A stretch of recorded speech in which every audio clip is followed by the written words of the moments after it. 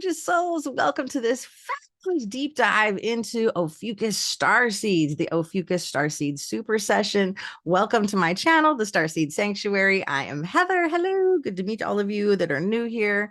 I'm really excited to be bringing this forth to you. What I really love and what I specialize in is Starseed Galactic origins and what I call Starseed astrology, which is a beautiful blend of both tropical and sidereal zodiac systems, as well as fixed stars, black holes, galaxies, nebulas, star clusters, asteroids, all the cosmic celestial bodies that a lot of mundane mainstream astrologers don't even use. So this is really powerful because as starseeds, light warriors, old souls, empaths, we have really potent connections to all of the sky, not just the planets. And I find it hilarious because astrology is the study of the stars, right? But so much of mainstream astrology just focuses on the planets. So we're bringing it back to the stars.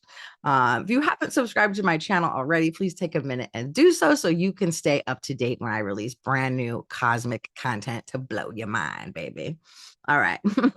So in this Ophiuchus Starseed Super Session, we're going to cover a little bit about the Ophiuchus Constellation, some deep space objects, the mythology, the symbolism, and the galactic history of Ophiuchus, Ophiuchus Starseed traits, Ophiuchus codes, how to unlock this energy in your star chart to better support you on your healing and awakening journey.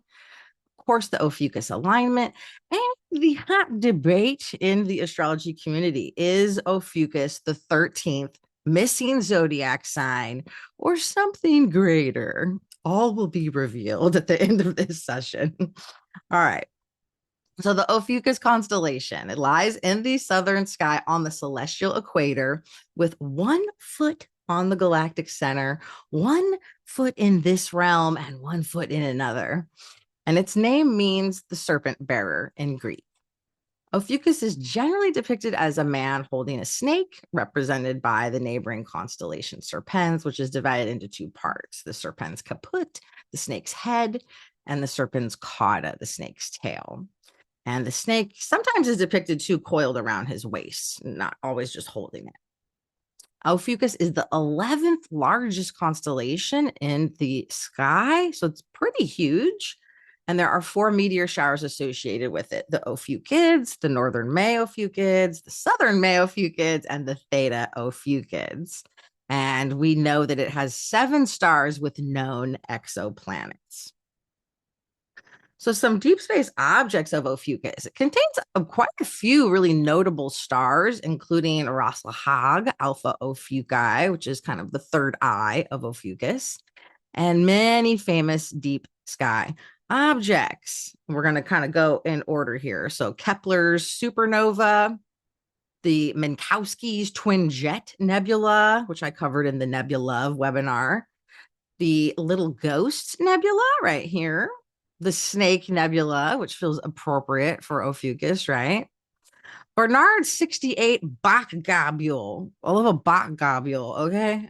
Some people mistake this for the Arcturus void, the super void, but it's a void, so it doesn't look like much. It's Bernard 68 Bach Globule. And some groovy globular clusters. Who doesn't love a globular cluster? All right. The mythology of Ophiuchus. Ophiuchus is associated with this figure, Asclepius, in the famous healer in Greek mythology, who was the son of Apollo, the sun god. And he was said to be able to bring people back to life, very similar to Isis and Osiris in the Egyptian pantheon. Asclepius learned how to do this after seeing one snake bringing healing herbs to another. And he was raised by Chiron, the wise centaur, wounded healer in astrology associated with the Centaurus constellation, and taught him the art of healing. So Ophiuchus is very much connected to the healer. He's not just holding the serpent. He also represents the healer, the cosmic man. And in one of the myths, Asclepius was given the blood of the Gorgon Medusa by goddess Athena. The Gorgon's blood from the veins of her left side was poisoned, but the blood from the veins on the right side was said to be able to bring people back to life. And his associations in the Greek pantheon are very much connected to medicine, prophecy, physicians, and healing. We know his father is Apollo. Mother is Coronis, associated with the crow.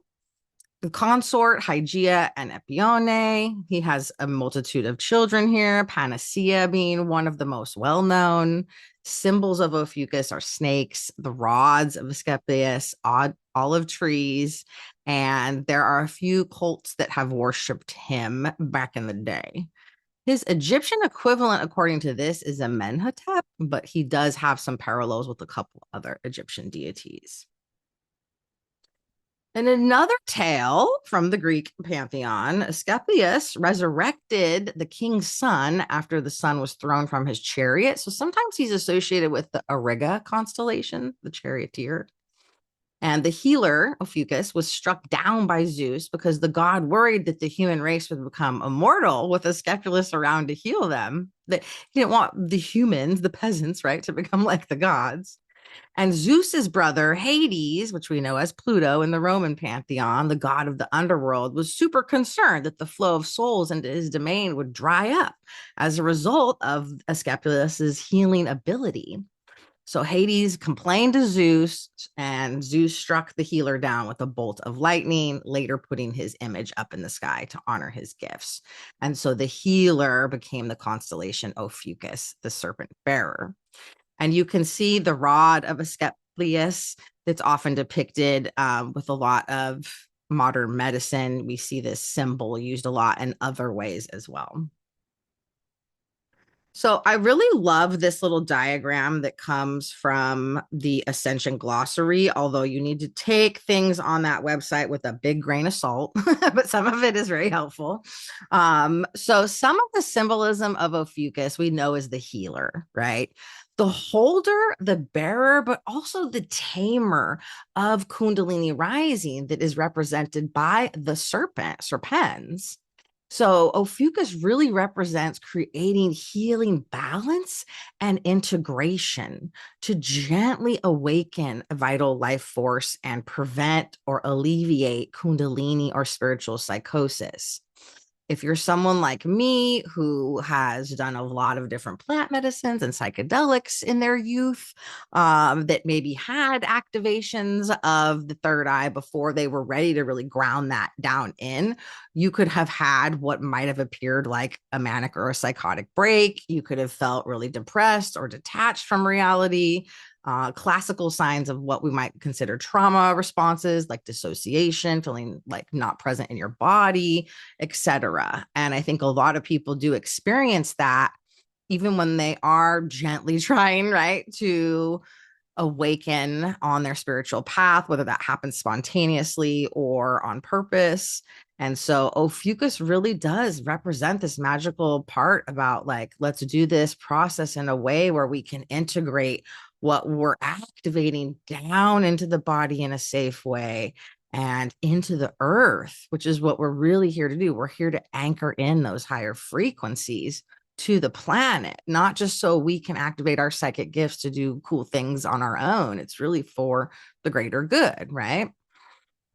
Ophiuchus also does have some symbolic themes around the wounded healer because he was trained by Chiron, performing miracles as well, deep transformation, especially related to health.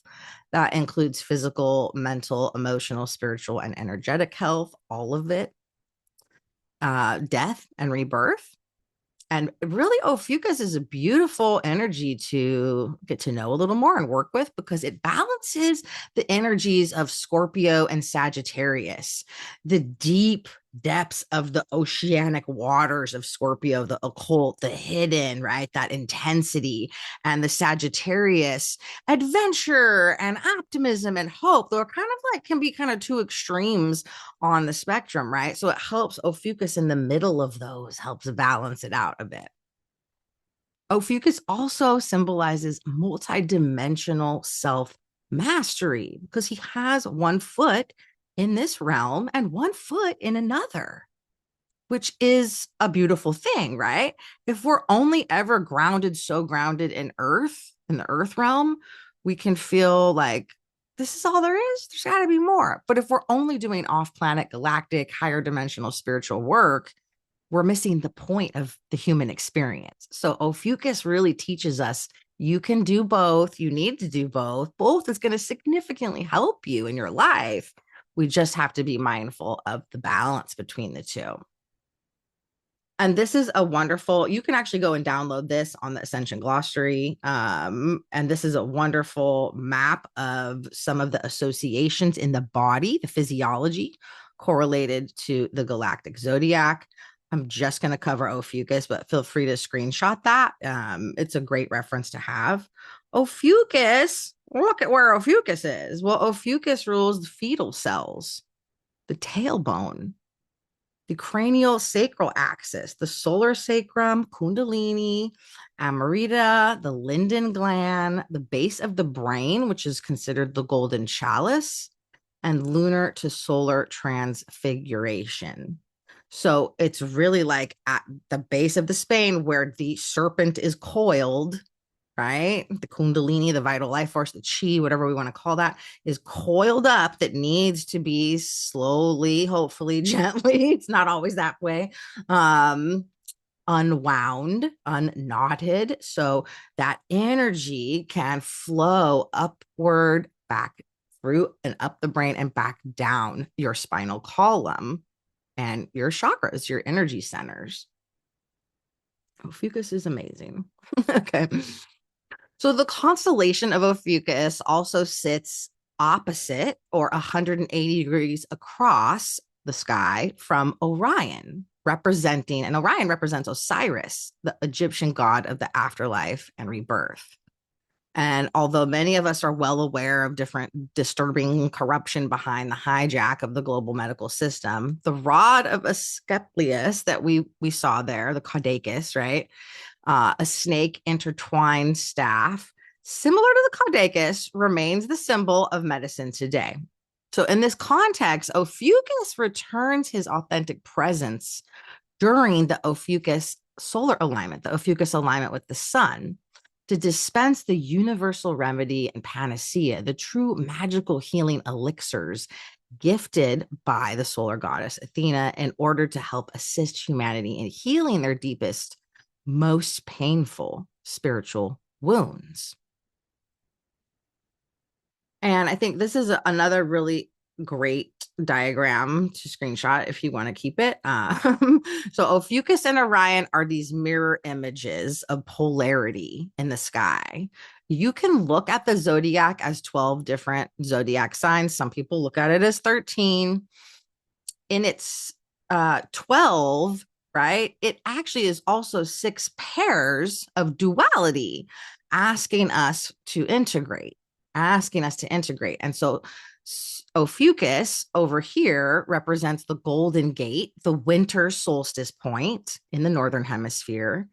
And Orion, 180 degrees opposite of it, represents the silver gate, the summer solstice point. Those will obviously be opposite if you're in the southern hemisphere. And so the ancients called this path around the galactic equator the gate of the gods, or the golden gate.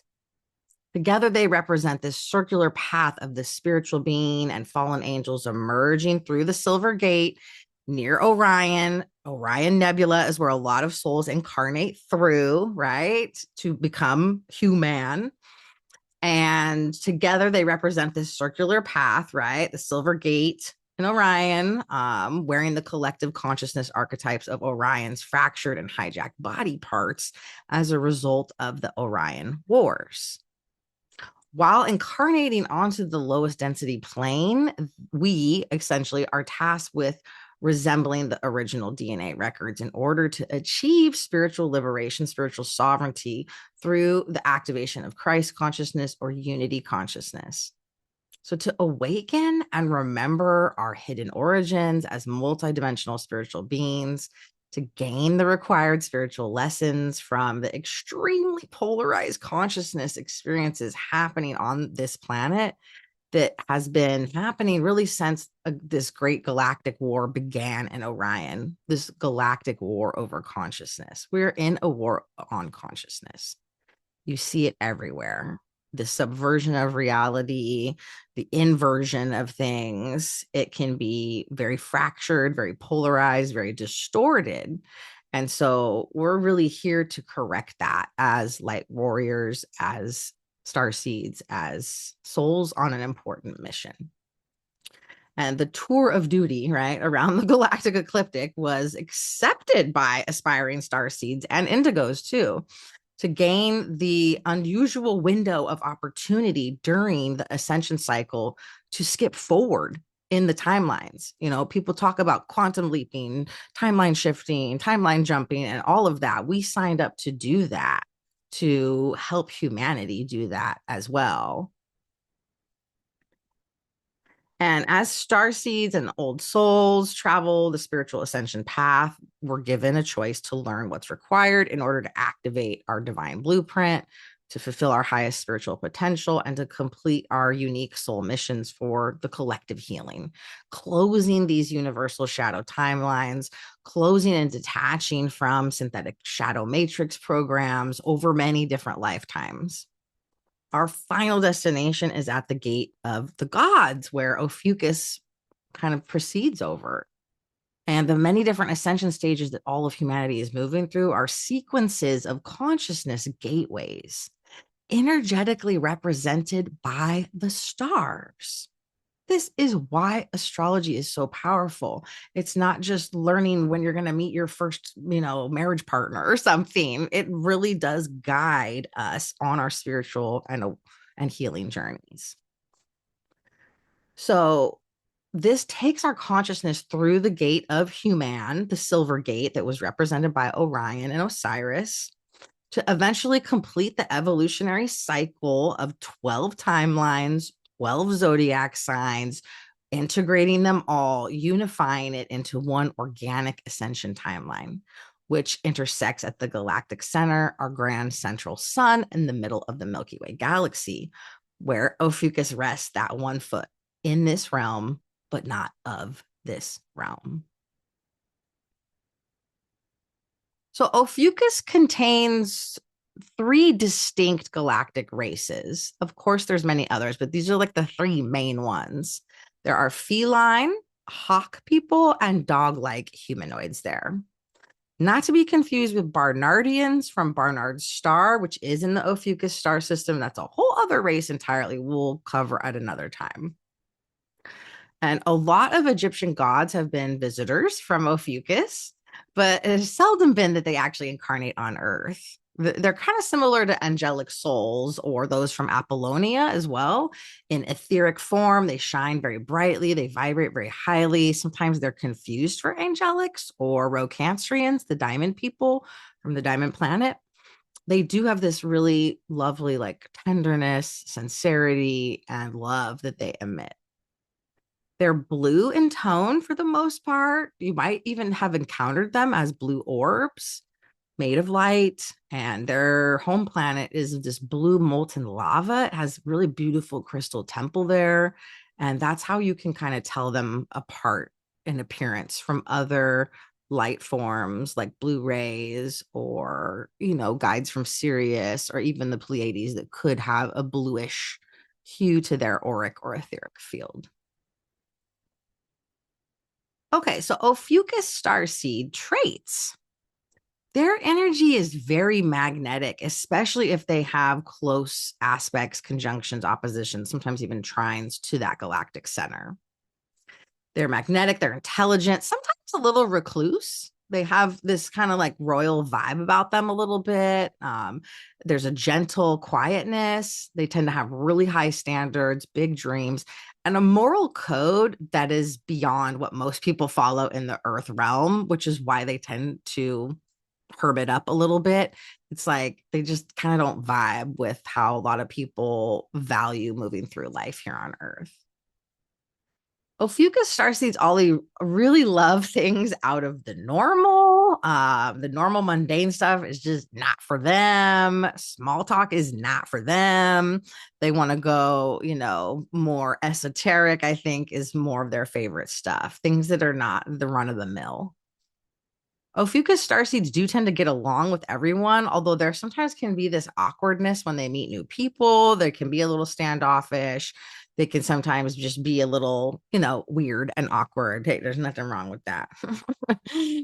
These souls are really happy reading, writing, being creative, working with their hands. They really do love travel. They love adventure, even if they can't travel, like they don't have the funds to go on long distance, vacations every year or something. They will create it in their imagination. This is why Ophiuchus Starseeds, I think, really love like Akashic Records journeys, multidimensional travel, astral travel journeys, some of those galactic off planet guided visualizations really speak to them because they can travel with their consciousness even when they can't leave their physical location. Ophiuchus starseeds sometimes have a challenge not discerning what is real. Sometimes because they are so imaginative, they are so multidimensional, they can have a hard time. Like, was that a dream? Was that a spirit guide? Was that real? Did that really happen? So it's really important to have like a daily grounding and embodiment practice to be more anchored in the body, especially if you're doing a lot of spiritual work or off planet work. Ophiuchus starseeds make excellent healers. Not all of them end up being healers, but a lot of them are drawn to various different healing modalities. They might work as in the traditional medical system, or a lot of times more holistic health stuff, massage therapy, chakra healers, coaches, etc. They're also very telepathic and they can pick up people's thoughts very easily, especially if they're thoughts about them. Hence the recluseness that can sometimes be overwhelming if you're really picking up on what other people are thinking all the time and you're just trying to like go to the grocery store, right? So really important to shield and clear your energy around other people. Ophiuchus starseeds often experience loneliness, sometimes depression, and feeling more otherworldly than other soul types because they really truly are very different and very rare. These soul types, once awakened, are really brilliant, very intelligent, incredibly kind, full of universal love, and they make a difference with just being here. And I know that for some people, it's like we know what our soul missions are. We're on that path. We're doing it. There's always an evolution, right? And adjustments along the way. Some people are like, I got to find my soul mission. I need to know exactly what my soul mission is. I don't know what my purpose is here on earth. And if you have a lot of Ophiuchus coordinates in your chart, you might not necessarily have like the most distinct soul purpose. Like, I am here to help children, prevent children child abuse or something. I am here to awaken the Blu-ray starseeds. You might not have that as specific, right, of a soul mission. Mainly, they're here to be an anchor of light, to just continue to work on themselves, hopefully be in a job that does fulfill you, but it's okay, right? If you're not, as long as you're doing, I think that spiritual work to anchor in the light, just you being here is enough. And so, yeah, that means that they're here on earth just to exist with large amount of true light within themselves that can really help earth heal and complete our ascension cycle. And whatever career or life path they choose, they tend to really make a big difference. They do the best when they find their fellow soul family here on earth to prevent that loneliness and isolation. Okay, let's unlock some Ophiuchus codes in your star chart. That's up next. So get your natal star chart out. If you have it saved on your phone, I use the Time Passages app. I mean, I kind of pretty much know my coordinates by heart now, but if you don't, if you've never like pulled your chart or you're just not totally sure on where all your coordinates are, you can get the Time Passages app, great free resource, or you can go to astro.com and set up a free profile or pull your chart.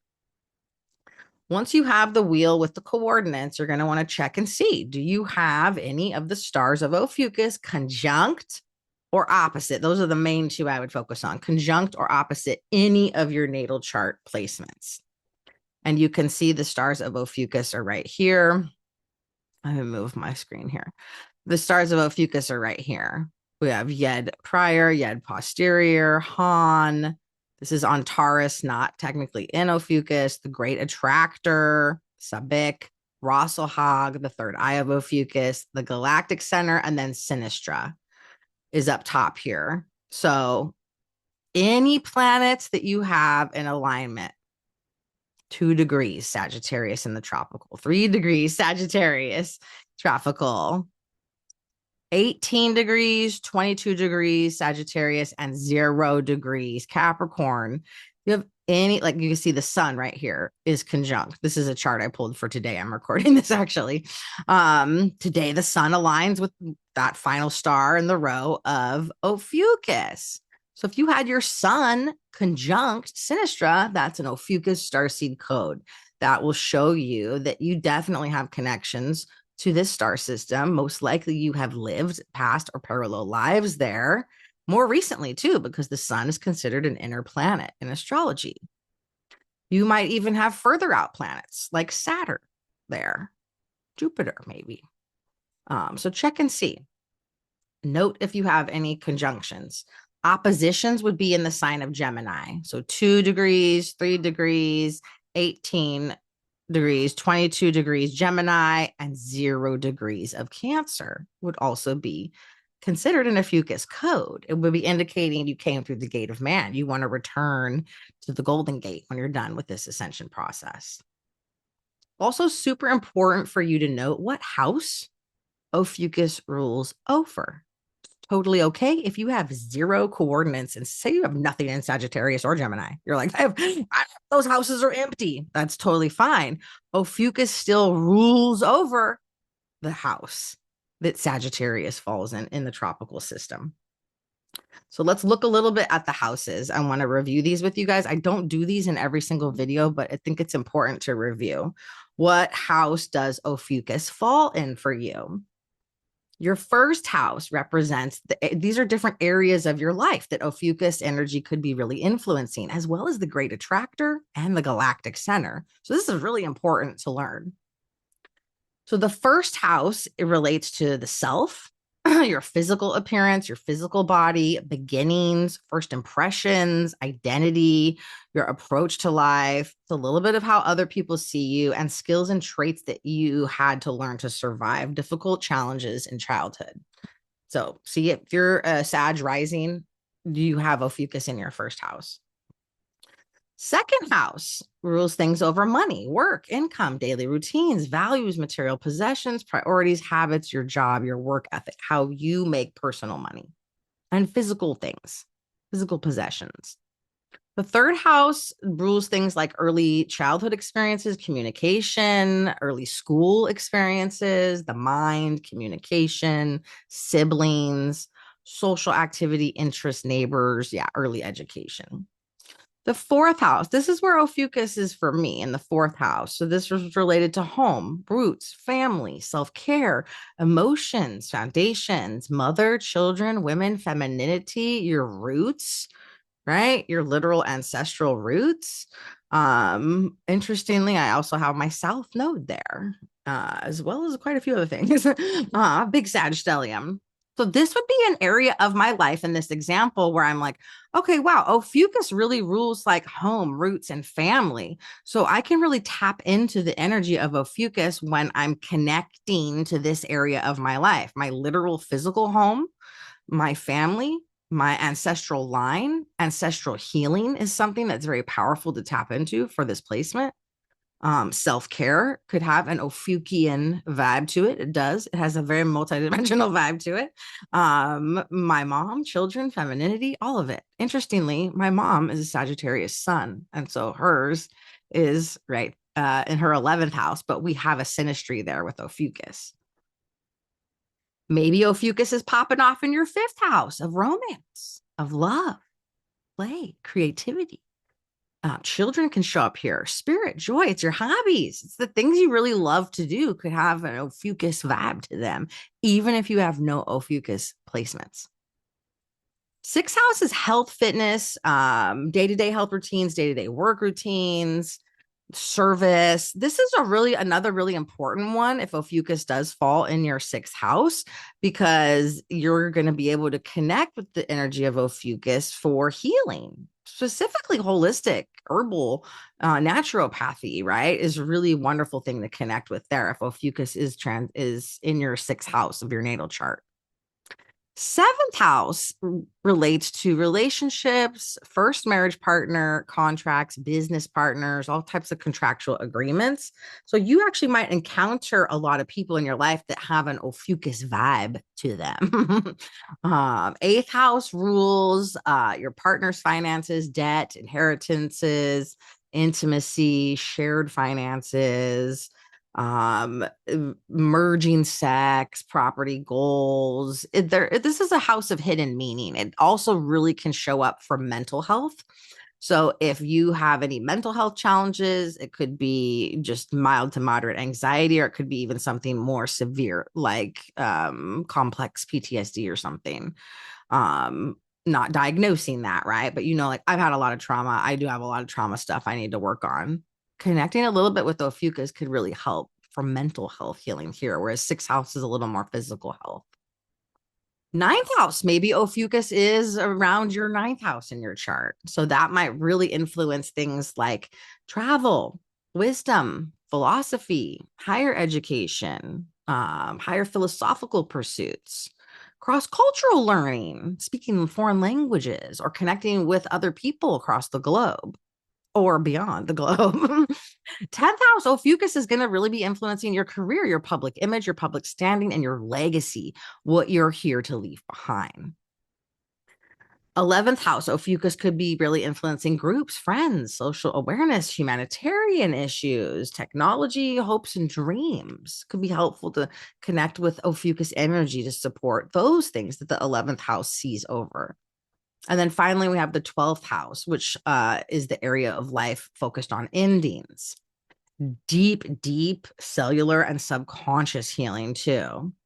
It's almost like healing we're unaware of can be really helpful to connect with here, especially if Ophiuchus is rules over your 12th house or transiting 12th house. Dreams, subconsciousness, all kinds of other things. This is also the house of hidden enemies. So we want to be really careful about shielding and clearing when connecting with multidimensional guides and energy. Okay, so that's our house system. And then want to show you both coordinates in the tropical zodiac as well as sidereal. So tropical zodiac is based on the solstice and equinox points. It's based on the sun's trajectory across the celestial equator. The points are fixed. However, over the last 2,000 years, the stars and other things, other coordinates have moved because fixed stars move 1 degree every 72 years. So the sidereal zodiac system is more of a true sky system. It's focused on where these stars, constellations, and planets and such are based on those updated coordinates and factors in Earth's axial precession as well. Both are accurate. I know that's a hot debate. You feel free to disagree with me if you like. But I work with both. I think both are incredibly helpful. The tropical zodiac sometimes really helps us deepen into understanding current incarnation as well as third dimensional topics. Some of that is personality. We really focus on that in a reading. It definitely is going to show us a multitude of other things as well. The sidereal coordinates, because it's the true sky, represents a higher dimensional perspective of true light, a more 5D, if you will. I would say 5 and up. It's not just 5D, 5 to 15 dimensional perspective. If you have natal star chart placements that are conjunct any of the stars of Ophiuchus in the tropical zodiac system, they will be conjunct those planets in sidereal. What will change is the zodiac sign. Okay, so this works, both systems work for your Starseed galactic origins as well. All right. So the Ophiuchus alignment, during this alignment, particularly the Ophiuchus star system alignment with the sun, we can really catalyze our highest spiritual potentials. We know Ophiuchus rules over fetal cells, the tailbone, the cranial sacral axis, the solar sacrum, kundalini, the linden gland, the base of the brain, golden chalice, and that lunar to solar transfiguration. So the sun's alignment with Ophiuchus also coincides with the galactic center's alignment with the sun, represents the pouring of magical healing into the earth and humanity, the gift from the cosmic womb beyond the grand central sun, beyond the galactic center, that black hole at the middle of the Milky Way galaxy, which is a sun that has evolved to become something much, much greater, a portal. In its highest expression, the Ophiuchus constellation represents the return of spiritual knowledge found within the potentials of the original soul blueprint that exists within the human being, the untinkered with, right? 12 strands DNA. So here's a little overview on the Ophiuchus alignment. The sun is going to be conjunct Ophiuchus roughly from November 24th to December 22nd. It is such a huge constellation. The main key date in that I want you to keep in mind is Rasselhag conjunct the sun approximately December 14th. That date will vary based on your latitude. And then the opposite alignment that happens with Ophiuchus, May 24th to June 22nd. The sun will be opposite Rasselhag, June 14th. These are the dates for the Northern Hemisphere. The dates are going to be flipped. If you're in the Southern Hemisphere, they'll be opposite. So the sun will be conjunct Ophiuchus these dates and opposite those dates. The conjunct alignments with the sun are beautiful time to do some day meditations, particularly outside if you can get some sun. This is kind of like winter in the Northern Hemisphere. Sometimes certain parts of the world we don't get sun, but if you get a sunny day, get out there in the sun and just sun your third eye. Just you can do a guided meditation, you can do some breathing, or you can just kick it in the sun for 10 or 15 minutes, especially wonderful for connecting with Ophiuchus energy and clearing any junk out of your third eye, activating that third eye, the gift of psychic sight. And just a little side note on that, it's really, really important to pair any type of third eye, right, sixth chakra work that you do with grounding and with nervous system regulation. Because once you start to activate and open your third eye, you're going to see a lot of things that can be disturbing. You're not just going to see, you're going to see beautiful things, right? You're going to have visions. You're going to start seeing light orbs. You're going to start seeing fairies and elementals, and maybe even connecting more with prophetic visions in your mind's eye.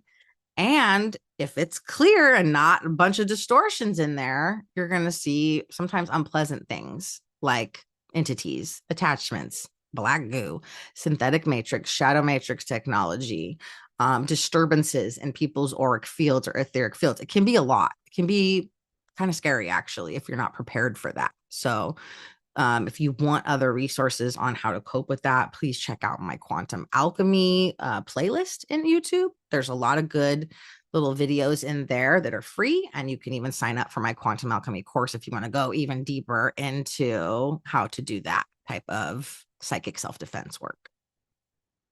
So the opposite alignment that we have 6 months later with Ophiuchus is a great time for night meditation, for getting to see Ophiuchus in the night sky and clearing distortions, healing out of the third eye. So the sun activates, the night helps us heal. Shadow work too is connected to the opposite alignment. All right, let's get into it. Last but certainly not least, the 13th sign. Is Ophiuchus the 13th missing zodiac sign or something even greater? So even though Ophiuchus is one of the constellations that crosses the ecliptic where all the other 12 zodiacs do as well, and there have been attempts to include it among the signs of the zodiac, it to date doesn't officially belong to the traditional zodiac family. However, it would totally make sense if it did, in my mind, right? It would make sense if it did as the 13th missing sign, right? And I've thought of that and I've worked with that system, and it just doesn't gel for me in other ways, because I think to reduce Ophiuchus to the 13th zodiac sign is missing the point of what he really represents. So I think Ophiuchus represents something much, much greater than just another missing zodiac sign. Ophiuchus is the integration of all 12 zodiac signs, the activation and alignment of all 12 timelines, the golden gateway to ascension. No wonder he has been attempted to be reduced to just a 13th missing sign. He holds the keys, the codes, the mysteries within the energy he transmits to us on Earth to support our liberation from the shadow matrix. So, yeah, let's just reduce him to a 13th sign. I don't know about that. I think he actually is kind of like a cosmic mirror for us, a pinnacle of sorts of what we're working to achieve. This integration of all of these different galactic, cosmic, celestial archetypes that are very much embedded into our collective consciousness, but to transcend them as well. So we can leave this realm and return back to where we really came from. So that's my gist on it. Let me know what you think in the comments. Is Ophiuchus the 13th sign or something greater? It can be both. It can be both, right? So I really want to thank you guys for watching. And if you want to learn more about Starseed astrology, I invite you to check out my brand new course. It goes live in January, but you can sign up now. You can learn to read your galactic origins and code it into your natal chart so you can decipher your entire celestial lineage like a pro, baby. From the ancient times, there have been stories passed down through the generations of people from the stars. Our stars are home to hundreds of advanced galactic races, and these are the clues to our starseed origins and Akashic stories. Your birth chart is a snapshot of the stars at the exact time you were born, and it holds the keys to unlock your soul journey, your starseed origins, and all of your soul gifts and purpose here. Astrology has always belonged in the hands of the Starseed, the light warriors, and you, the old souls here on Earth watching this. So check out my Starseed Astrology for Beginners course. I'll link it below. And just want to thank you guys again for joining me on this magical journey to Ophiuchus. Please let me know if you have any questions below. I'm sending you guys galaxies of love and gratitude. See you in the next one.